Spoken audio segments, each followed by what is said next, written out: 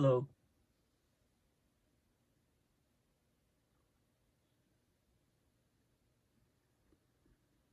Hello, I'm Paul Beckwith. Just a few days ago, James Hansen updated his website with a new letter called How We Know That Global Warming is Accelerating and that the Goal of the Paris Agreement is Dead. Okay, so a very, very interesting follow-up article to emphasize some of the key findings from the global warming in the pipeline paper, which I discussed in a video about a week ago.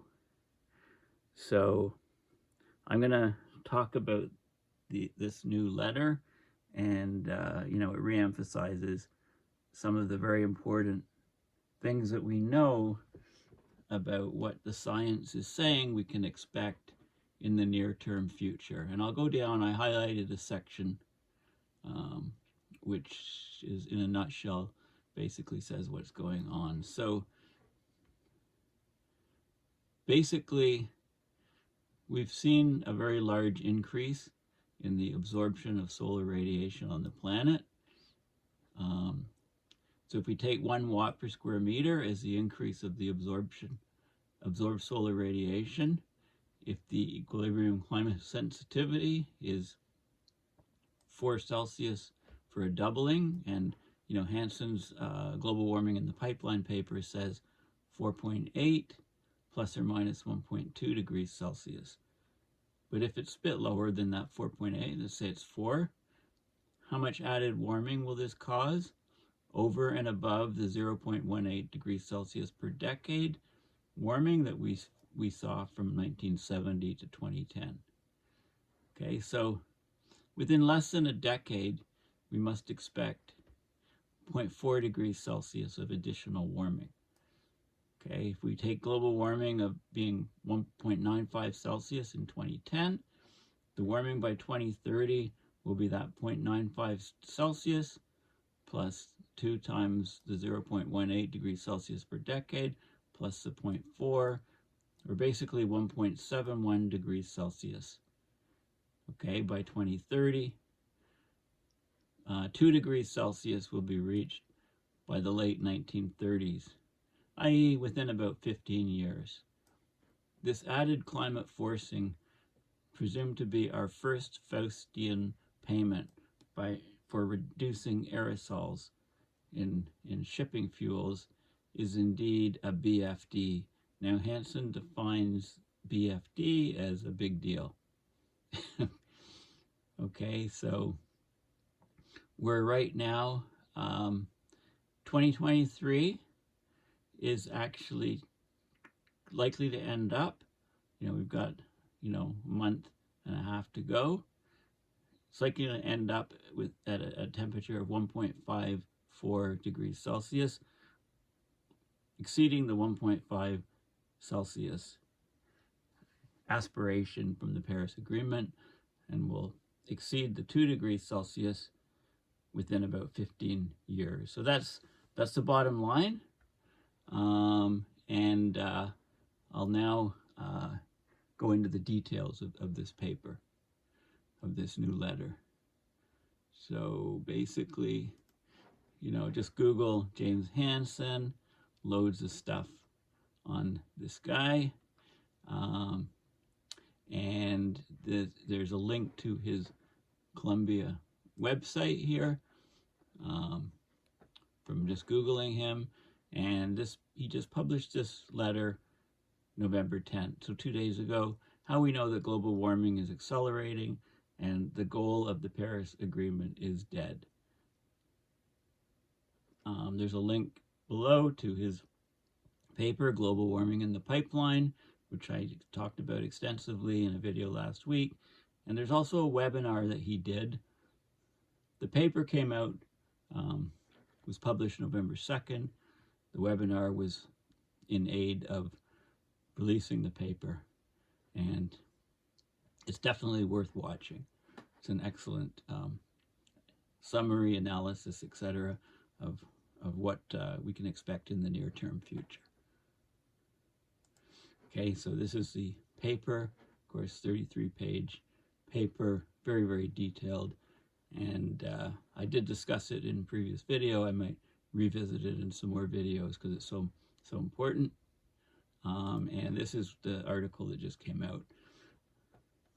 So the drive for global temperature change, the driver for global temperature change is this Earth Energy Imbalance, EEI.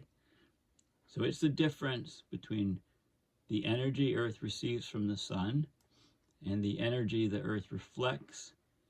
So it reflects solar radiation directly without changing the wavelength.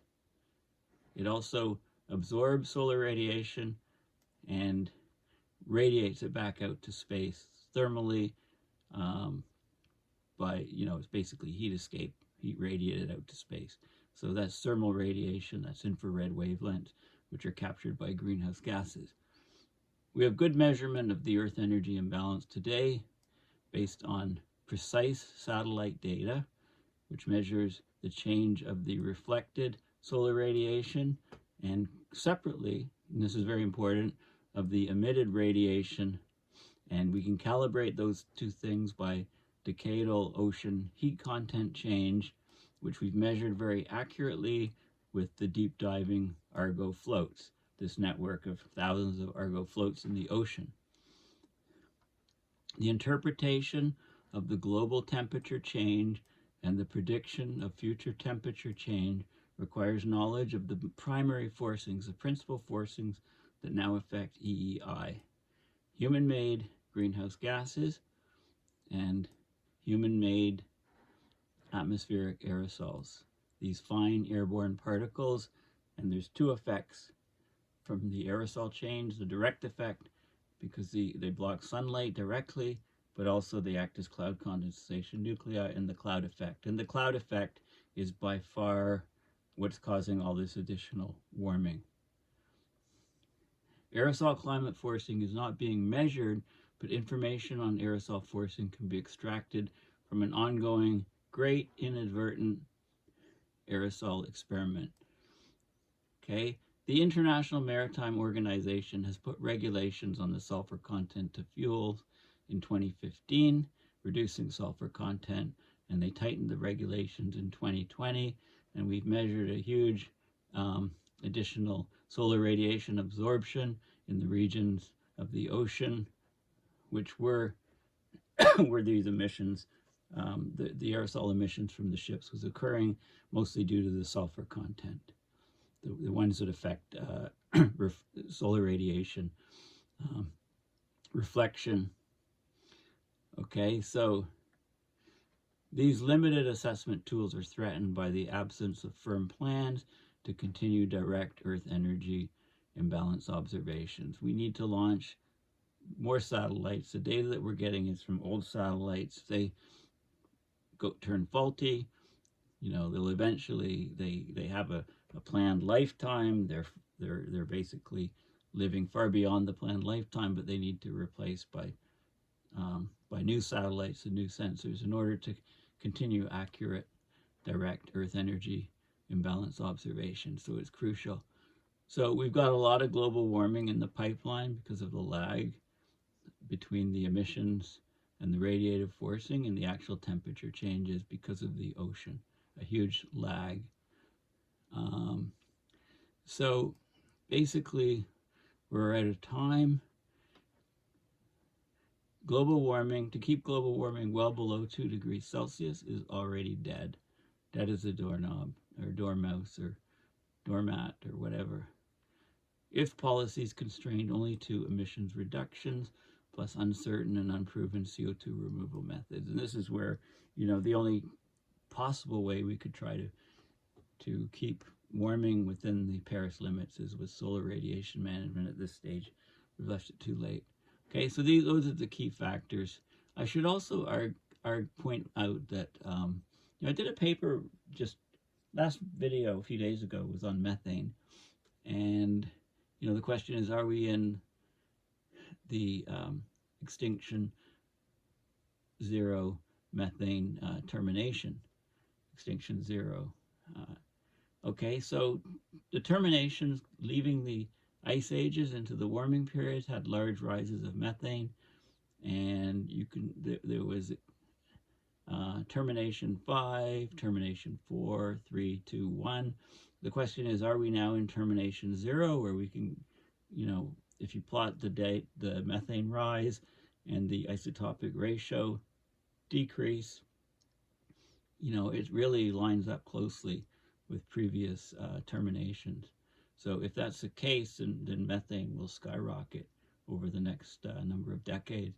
And that's not a component in this paper. I think it's adding, James Hansen's talking about the principal things, forcings that affect Earth energy imbalance, human-made greenhouse gases, and atmospheric aerosols, human-made atmospheric aerosols.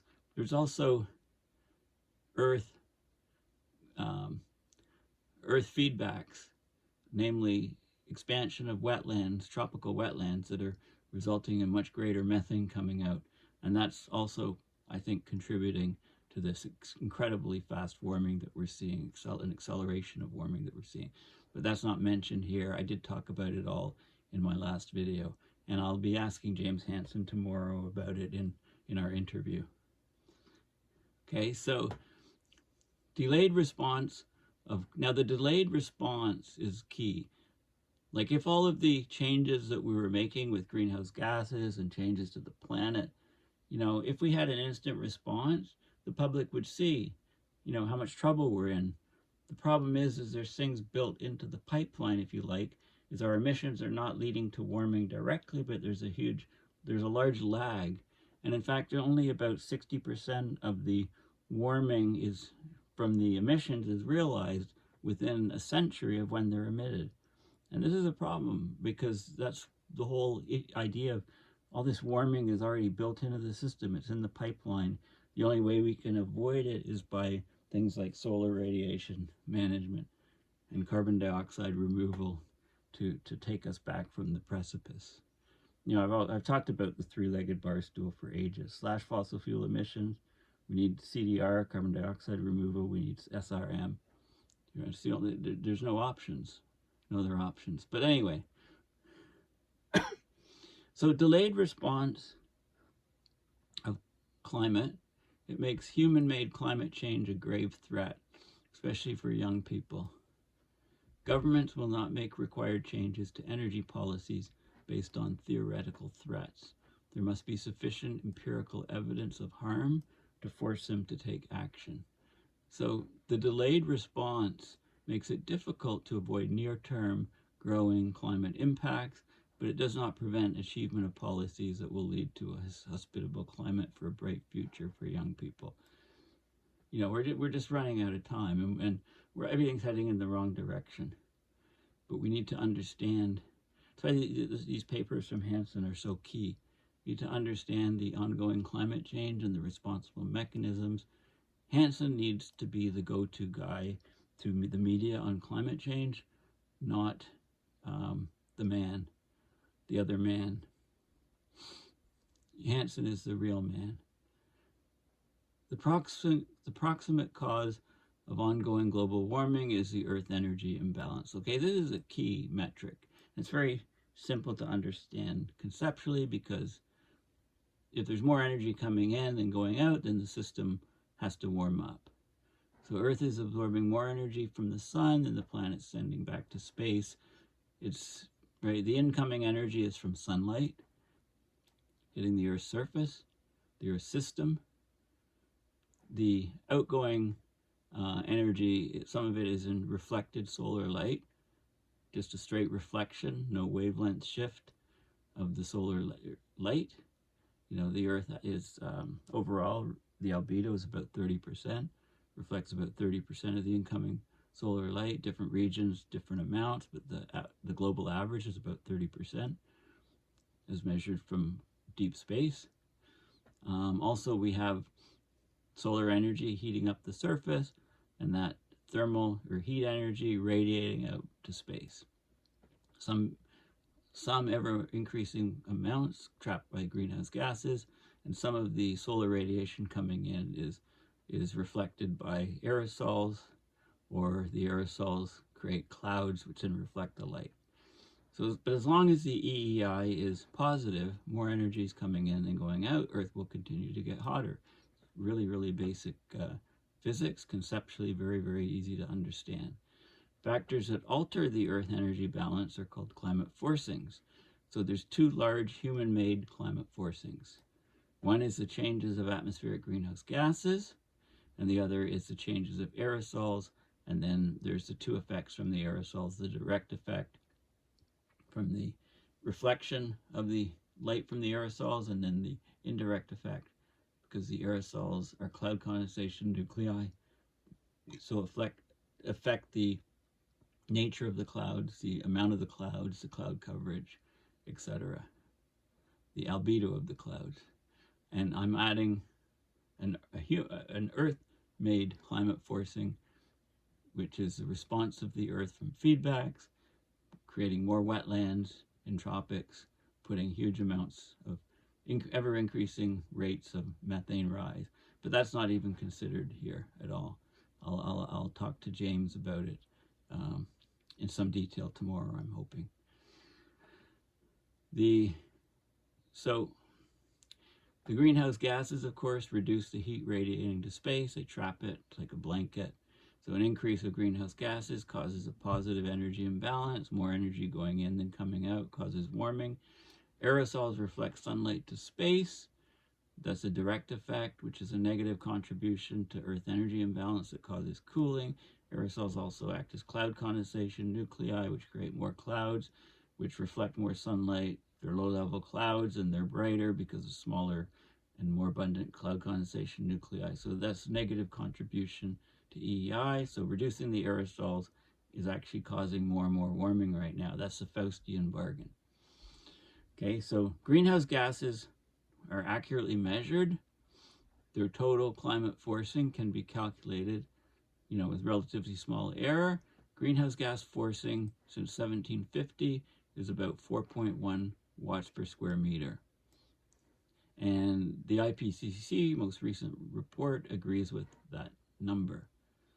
The annual change of the greenhouse gas climate forcing is also calculated to high precision.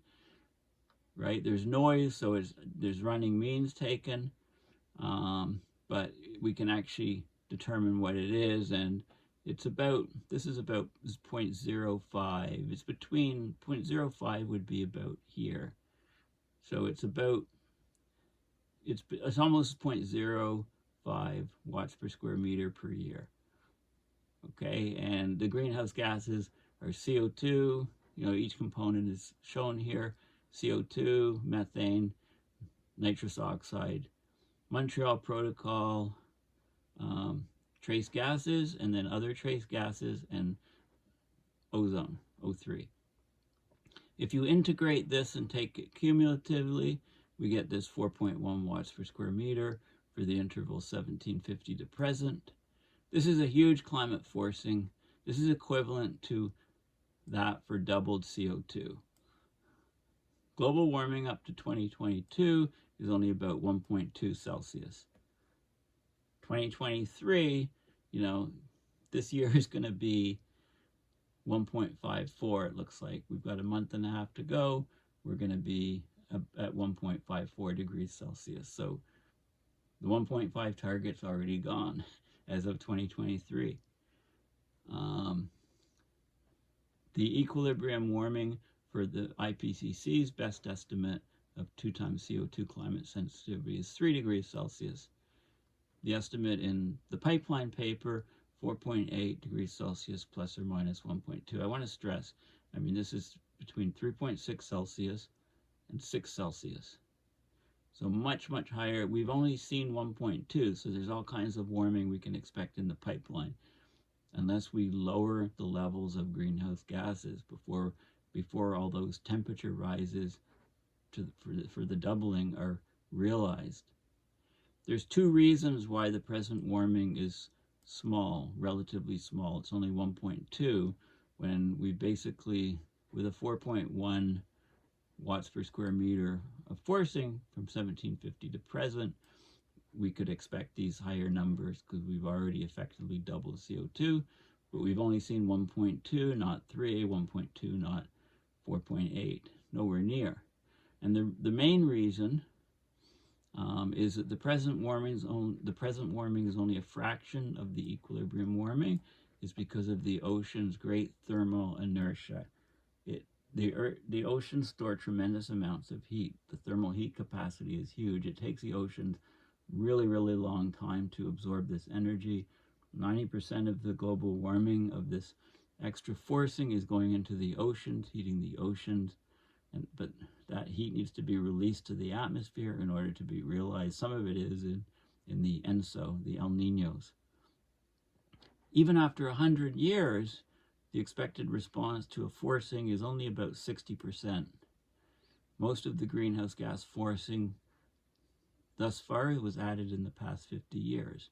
Okay, so there just hasn't been enough time for the temperature to rise because of the ocean thermal, great thermal inertia. The second reason is that the net human forcing is reduced by human-made aerosol forcings, which are about -1 to 2 watts per square meter. So if you take, say, take 1 or 2 watts per square meter off of this number, you get a net of about 2.5 watts per square meter. Okay, so that's the second reason why we're, a lot of the warming is being masked by the aerosols.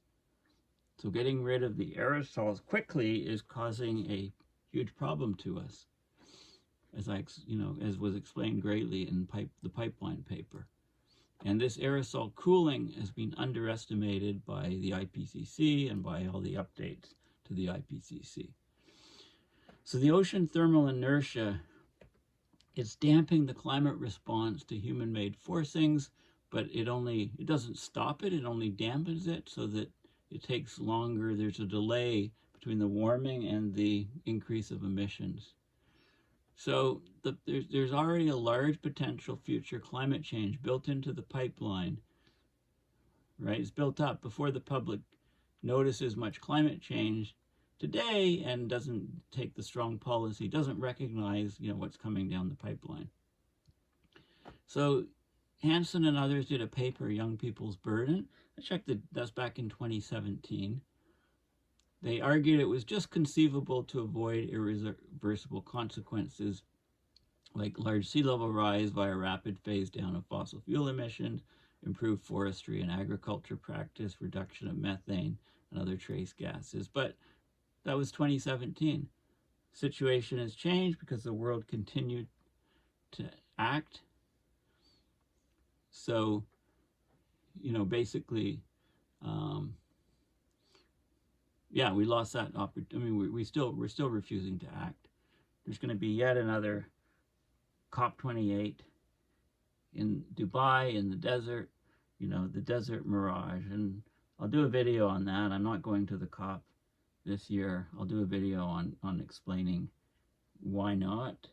And I maybe will, instead of doing that GoFundMe to attend COP, I might do a separate one to, I have to get a new iPhone. I've got an old iPhone. It's not, the newer ones are much better cameras and stuff.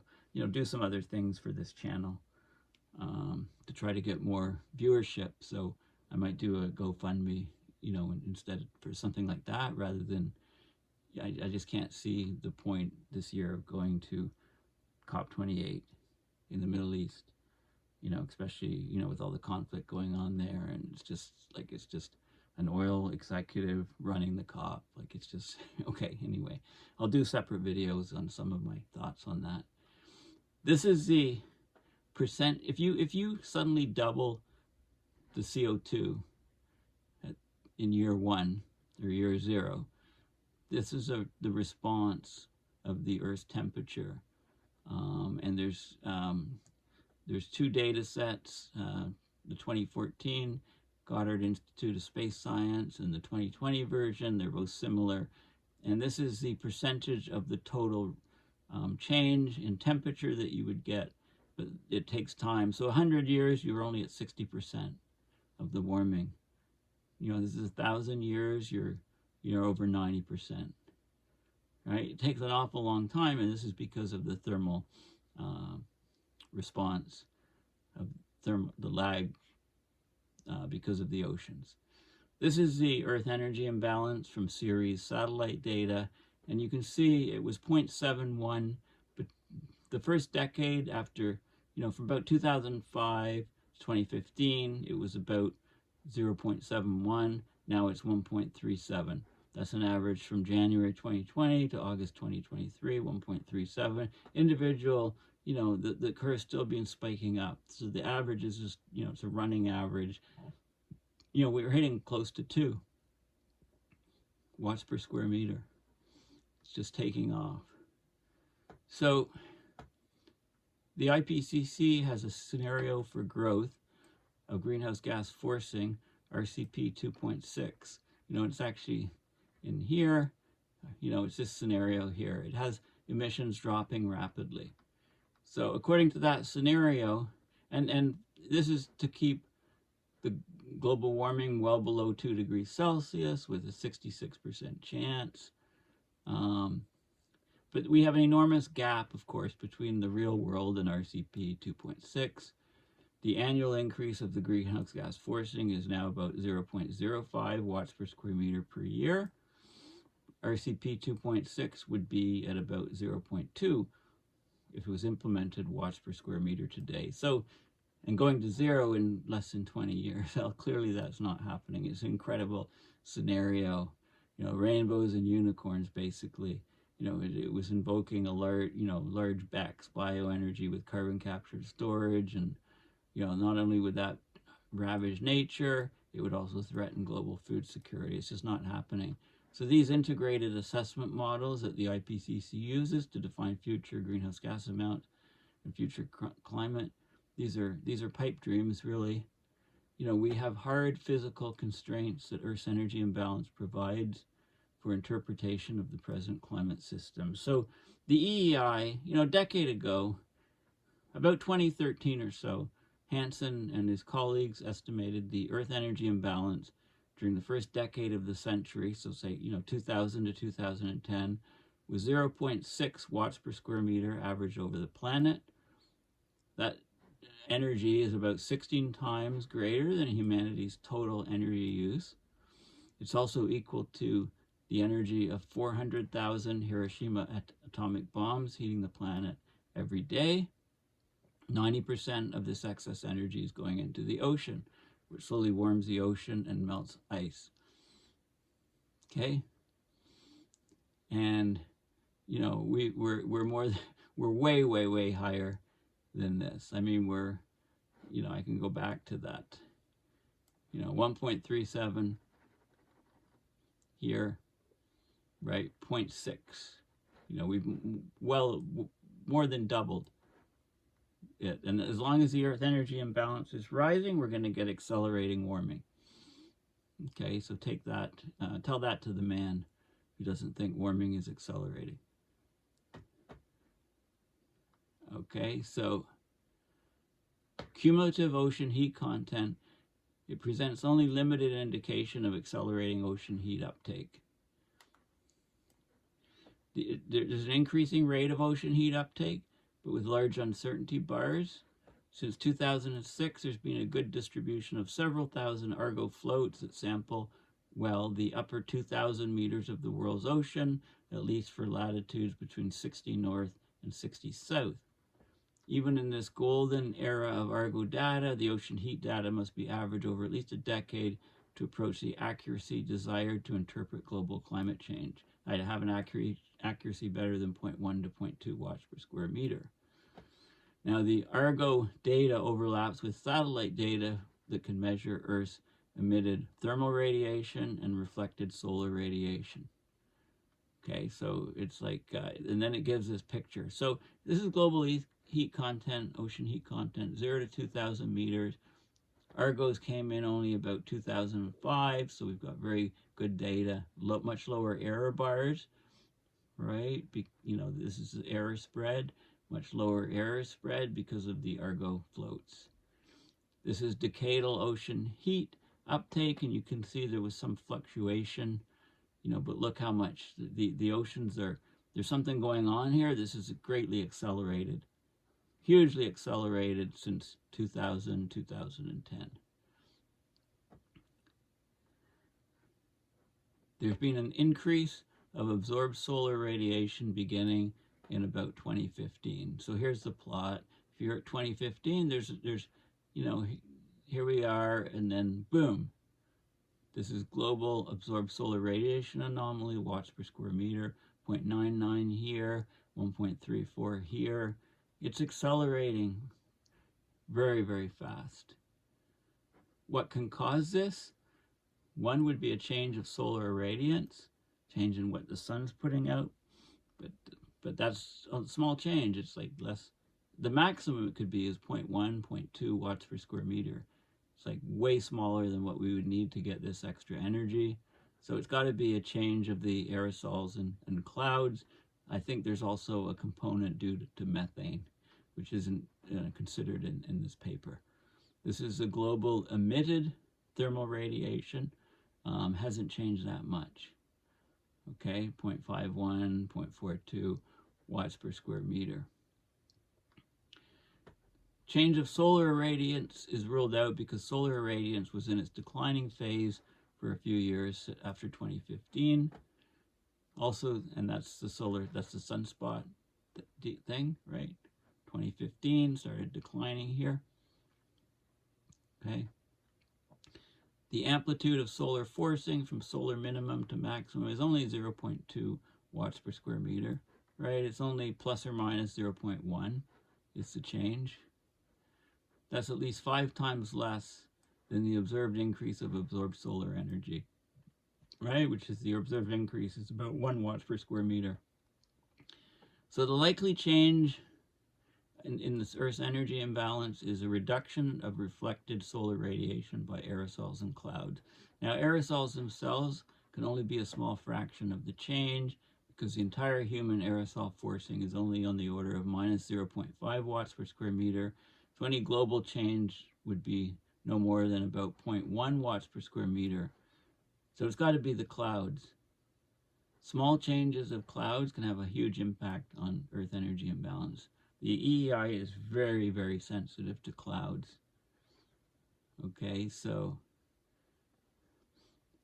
in the pipeline paper shows that cloud changes are the feedback that increases what would otherwise be a planetary sensitivity of 2.4 degrees Celsius for doubling of CO2 to the empirically derived real-world sensitivity of 4.8 degrees Celsius for doubling of CO2.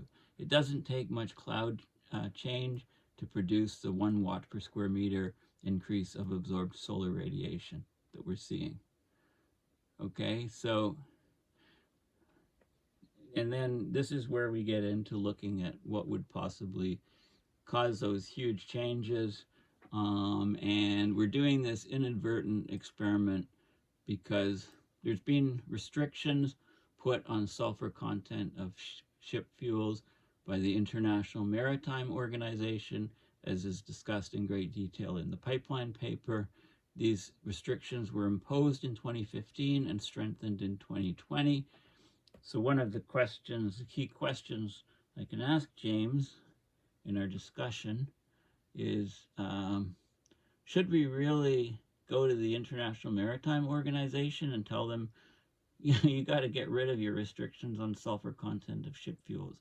They can't be phased out so quickly because they're causing warming of our planet to take off like crazy. Okay, so maybe we should go back and maybe we should remove those restrictions on the sulfur content of ship fuels at the moment. And we need a body, it has to be a UN or world body, to look at all these things and to give direction, because who at the IMO decided, well, let's just get rid of sulfur in ship fuels, right? And they had no idea. It's an inadvertent experiment. They had no idea it would cause global warming to greatly accelerate and take off. And it's very, very important over the ocean because you don't naturally have very many cloud condensation nuclei or particles, particulates over the ocean. right? They're over the land, the source is great over the land. So China restricted aerosols and sulfur and fuels between 2005 and 2015, but that's not when we see a big increase in the absorbed solar radiation. We see it after 2015, after the IMO put restrictions on sulfur, and then again in 2020, we saw another big uptick. We're talking about an additional 3 watts per square meter of solar radiation increasing in the regions of heavy ship traffic where the sulfur was taken out of the fuels. This is greater than the aerosol cloud models would show, right? But we have this huge inadvertent aerosol experiment going on, and warming is taking off. And here's how much warming is taking off. So this is, up to 2010, we had 0.18 degrees Celsius per decade. From 2010 onward, we have these curves, which vary. This would be a 50% increase in the decadal rate to 0.27 degrees Celsius per decade. That's the slope of that bottom line. And this would be a doubling of that increase, 0.36. So the accelerated warming is expected in those regions. Is the increased absorption of solar radiation a BFD? In the pipeline paper, there was a webinar, it came out November 2nd, along with the webinar, and the main author said that this observed increase of solar radiation is a BFD. What BFD stands for? A big deal. Right? I'll ask James if he forgot the F, right? Shouldn't it just be a BD, a big deal? But anyway, this assertion is based on our interpretation that the increased absorption of solar energy by Earth results from reduced aerosol pollution. It's the first payment, if you like, of our Faustian bargain, in which we offset much of greenhouse gas warming by aerosol cooling. Implications of an increase of absorbed incoming energy of the magnitude are staggering. So at 1 watt per square meter, given current global CO2 amounts of about 420 parts per million, that 1 watt per square meter of addition to the forcing would be equivalent to going from 420 to 500 ppm, like instantly. The observed increase of solar energy absorption of, which is 1.34 watts per square meter since 2020. This is about equivalent to increasing CO2 to 525 parts per million from 420. So it's a huge deal. The energy budgets are massive, and there's no surprise that we're getting huge accelerated warming. So this is, and I pointed this out at the beginning. Okay, so this is a very key paragraph. If we take 1 watt per square meter as the increase of absorbed solar radiation, take the equilibrium climate sensitivity to be 4 degrees Celsius, right? Hansen showed that it's 4.8 plus or minus 1.2. That would be for a doubling of CO2. How much warming will this cause over and above the 0.18 degrees Celsius per decade? Within less than a decade, we must expect 0.4 degrees Celsius additional warming. So given global warming of 0.95 in 2010, and this is relative to the 1880 to 1920 baseline, remember to add 0.2 to 0.3 if you want to take it back to 1750, which is what the initial IPCC 1.5 Celsius and 2 Celsius numbers were relative to, and then they just switched the baseline quietly. The warming by 2030, we can expect warming of the 0.95 from 2010 plus 2 decades at 0.18 plus 0.4 additional warming, 1.71 degrees Celsius. Global warming of 2 Celsius will be reached by the late 2030s, i.e. in about 15 years. Okay, so 1.5 is dead. I mean, 2023, it's going to be about 1.54. It's 1.54 is gone. It's history. It's in your rearview mirror. 2 is going to be reached and dead within about 15 years. This is our first Faustian payment, which is a big deal.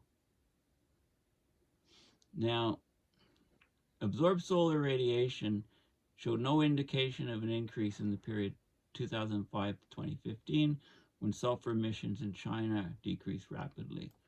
Likely explanation is that the air over China was still polluted with aerosols even after sulfate reductions. Remaining sulfates are not negligible over China. But when you're in pristine marine environments, it's totally different.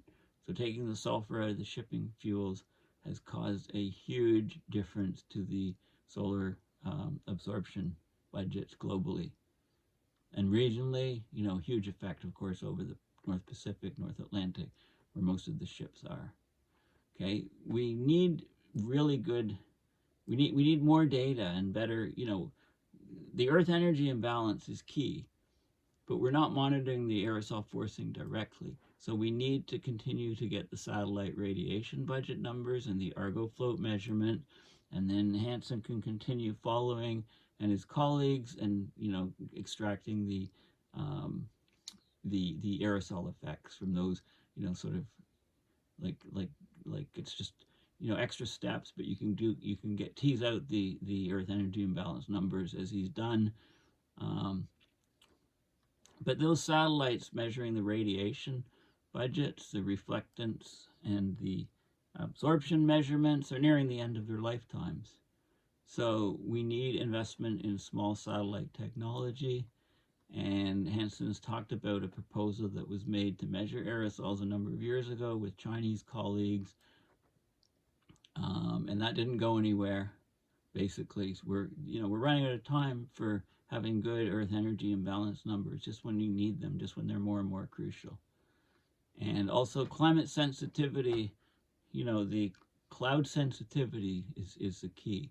So in the webinar on November 2nd, there was one chap talked about published papers from Zelinka et al. Looking at low cloud feedbacks in the CMIP5 and CMIP6 global climate models. Okay, CMIP6 is the more recent.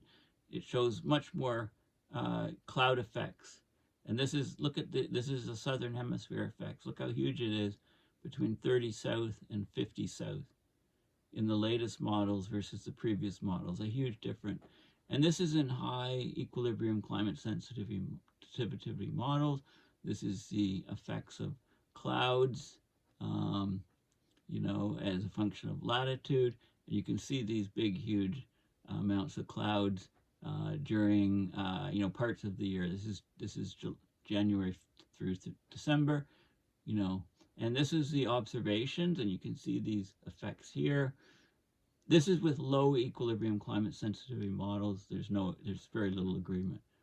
So basically, it looks like the Earth equilibrium climate sensitive is much, much higher than a lot of the models up to now have been using, in the IPCC reports, etc. Higher sensitivity in the later models is mainly a result of stronger amplifying cloud feedbacks.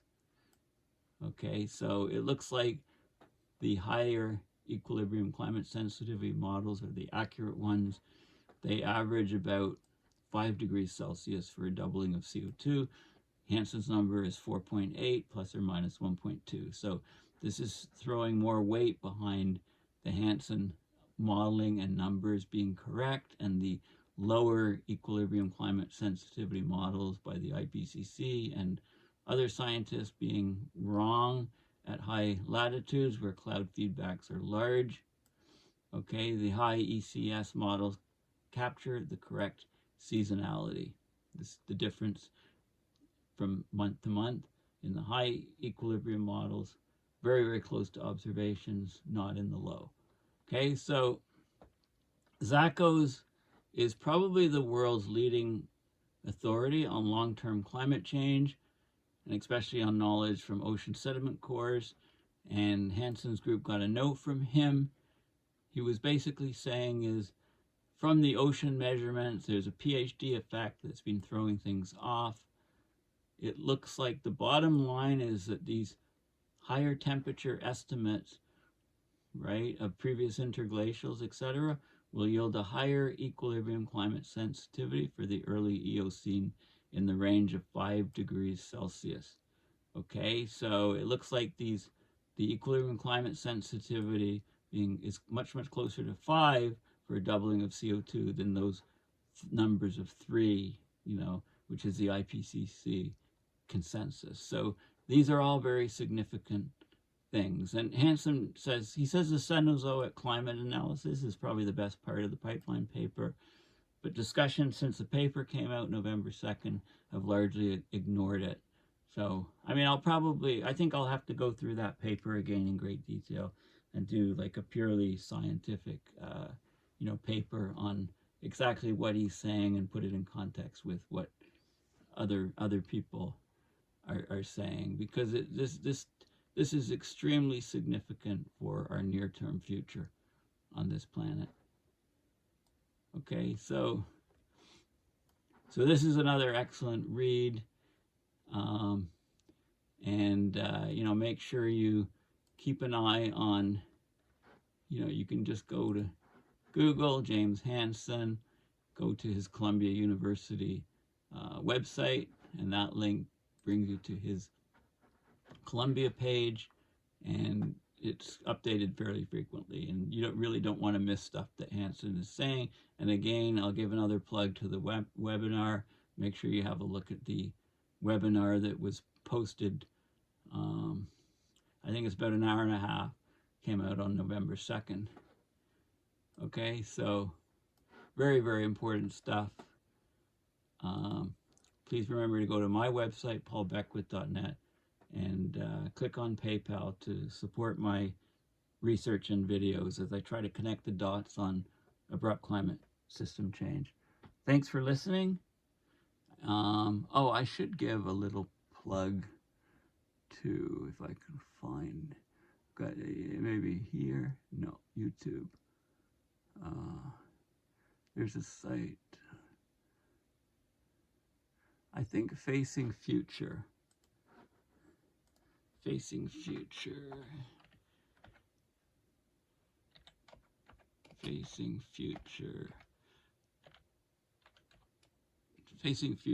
TV is there. I think there's just a new video that was released, and it's not even on their website. If I go here,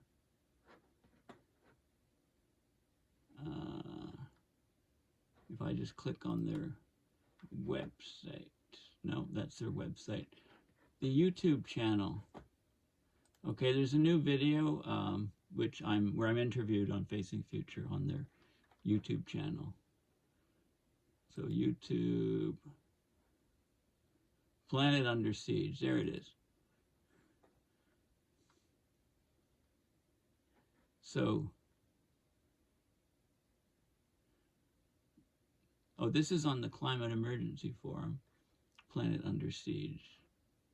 Is this the one that just came out? Sorry, okay, this is the one I was thinking of. It's not Facing Future, it's Climate Emergency Forum, which is why I couldn't find it. So Planet Under Siege, I talked with Peter Carter, myself, Regina Valdez on the William Ripple paper, the 2023 State of the Climate Report, Entering Uncharted Territory. So I'm just giving a plug for that.